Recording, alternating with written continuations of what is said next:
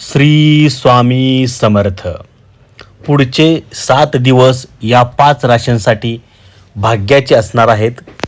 या 5 राशींच्या नशिबात पैसाच पैसा असणार आहे. नशीब अगदी जोरात उधळणार आहे. त्या 5 राशी कोणत्या, तुमची आहे का त्यात रास, जाणून घ्या. पहा सविस्तर व्हिडिओ. हातात पैसा खेळता, नोकरीत प्रमोशन, मोठी पगारवाढ, मोठी संधी, करिअरचा वाढता आलेख, असं जीवन कोणाला नको आहे. प्रत्येकालाच आपल्या जीवनात असे सुखाचे क्षण यावेत असं वाटतं. ज्योतिषशास्त्रानुसार पाहायला गेलं तर मार्च महिन्याचा दुसरा आठवडा 9 ते 15 मार्च अनेकांसाठी नशीब पालटणारा ठरणार आहे. कारण ग्रहांचे शुभ योग बनत आहेत. बुधादित्य राजयोगामुळे 5 अशा राशी असतील ज्यांचं भाग्य फळफळणार आहे. जाणून घेऊया त्या भाग्यशाली राशींबद्दल. मार्चचा दुसरा आठवडा 5 राशींचे नशीब उजळणार आहेत. बुधादित्य राजयोग असणार आहे. ज्योतिषशास्त्रानुसार 9 फेब्रुवारीपासून 5 राशींचे नशीब चमकणार आहे. या आठवड्यात कुंभ राशीत बुध आणि सूर्याच्या युतीमुळे बुधादित्य राजयोग निर्माण झाला आहे. ज्योतिषशास्त्रात बुधादित्य राजयोग हा एक अतिशय शक्तिशाली राजयोग मानला जातो. हा राजयोग आनंद, समृद्धी आणि करिअरमध्ये यश आणतो.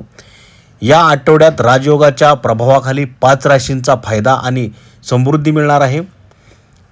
या राशींना चांगल्या करिअरच्या संधी मिळू शकतात आणि कामाच्या ठिकाणी यश मिळण्यासाठी शक्यता देखील आहेत. त्यामुळे जाणून घ्या 9 मार्च ते 15 मार्च दरम्यान कोणत्या राशी आहेत त्या ज्यांचं नशीब फळफळणार आहे. पहिली रास आहे मेष. ज्योतिषशास्त्रानुसार या आठवड्यात मेष राशींना थोडे अधिक कष्ट करावे लागू शकतात, परंतु येत्या काळात तुम्हाला त्याचे शुभ परिणाम नक्कीच दिसतील. या आठवड्यात तुम्ही केलेल्या कोणत्याही प्रवास चांगला यश मिळवून देईल. प्रियजनांसोबत तुम्ही घेतलेल्या कोणत्याही सहली तुम्हाला शुभ परिणाम देतील. तुमच्या जोडीदारासोबत तुमची समजूत पूर्वीपेक्षा खूप चांगली होईल. आरोग्य समस्या हळूहळू सुधारतील. कुटुंबातील सदस्यांसोबत बसून तुम्ही या आठवड्यात महत्त्वाचे निर्णय घेऊ शकता. या आठवड्याचा शेवट आनंद आणि समृद्धीसाठी शुभ संधी घेऊन येईल. दुसरी रास आहे वृषभ रास. तर ज्योतिषशास्त्रानुसार या आठवड्यात वृषभ राशीचे लोक कुटुंबासोबत बराच वेळ घालवतील. कोणताही प्रवास तुम्हाला खूप आनंद देऊ शकतो. परस्पर प्रेम वाढण्याची शक्यता देखील आहे. प्रेमाच्या बाबतीत तुमच्या जोडीदारासोबत तुमचे नाते पूर्वीपेक्षा खूप चांगले असेल. कामाच्या ठिकाणी थोडे भावनिकदृष्ट्या आव्हानात्मक असू शकते. आर्थिक बाबी ठीक राहतील. तुम्हाला गुंतवणुकीबद्दल थोडे अस्वस्थ वाटू शकते. वडिलांच्या आशीर्वादाने तुम्हाला आनंददायी अनुभव येतील. त्यानंतरची रास आहे मिथुन रास. ज्योतिषशास्त्रानुसार मार्चचा हा आठवडा मिथुन राशीच्या लोकांसाठी प्रगती आणेल. तुमच्या नात्यांमधील गैरसमज दूर होतील. जर तुम्ही यात आठवड्यात गुंतवणूक करत असाल तर सावधगिरी बाळगा आणि तुम्हाला त्याचे फायदे मिळतील. या आठवड्याच्या अखेरीस तुम्हाला लक्षात येईल की गोष्टी हळूहळू सुधारतील. कुटुंबातील सदस्यांपासूनचे अंतर देखील वाढू शकते. आठवड्याच्या शेवटी पाहिले तर गोष्टी पूर्वीपेक्षा चांगल्या होतील.